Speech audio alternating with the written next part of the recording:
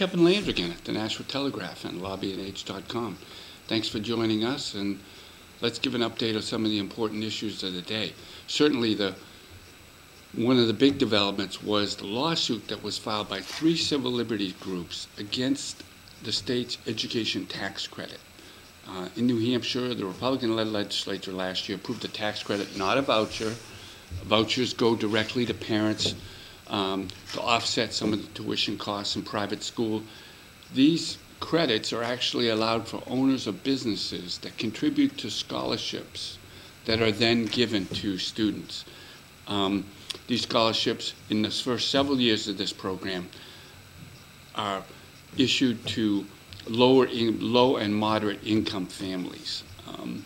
The lawsuit essentially says that by any other definition, this is a voucher, that this money gets in the hands of folks for their students to attend religious schools. That's a violation of the separation of church and state. That's in the state constitution.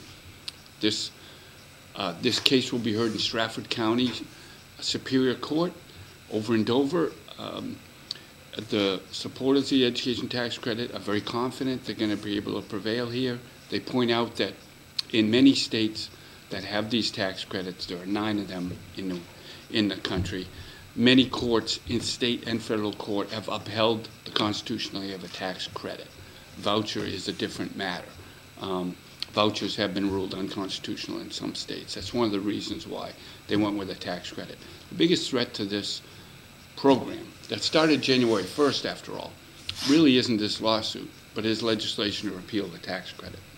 I think certainly Governor Maggie Hassan would sign legislation to repeal that tax credit. She was very vocal against it during her campaign for governor. The Democratically led House probably will pass a repeal bill, so it really relies on the state Senate. What will they do? Well, as we know, there's 13 Republicans, 11 Democrats.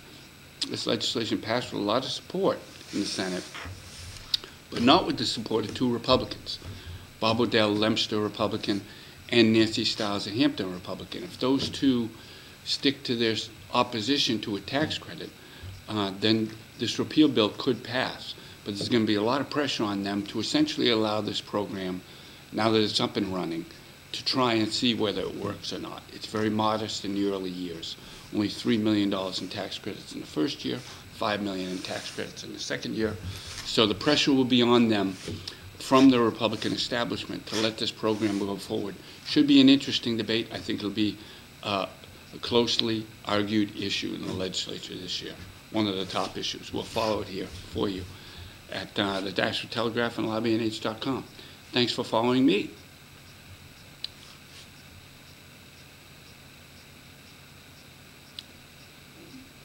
The December revenues are in. The first half of the fiscal year is over, and the reports are decent, but not out of this world.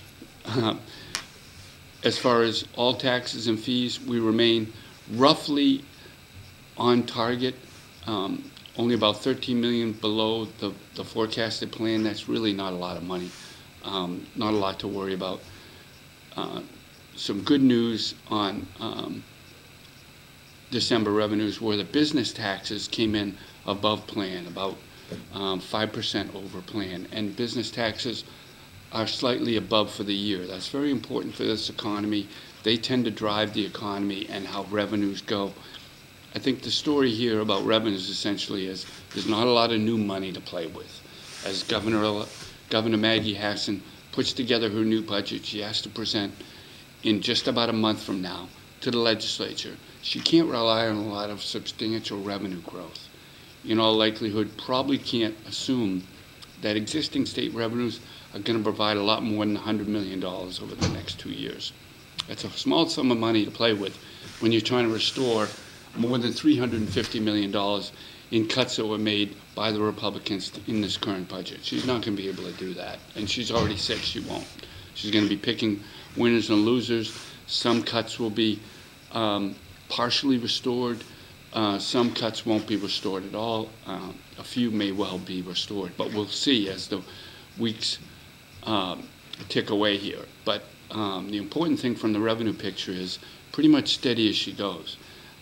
We're not coming back substantially in our state revenues the way a lot of other states have. The reason is we don't have an income or sales tax, particularly income taxes come back when economies recover. States with income taxes fully recover with revenues quicker than states without.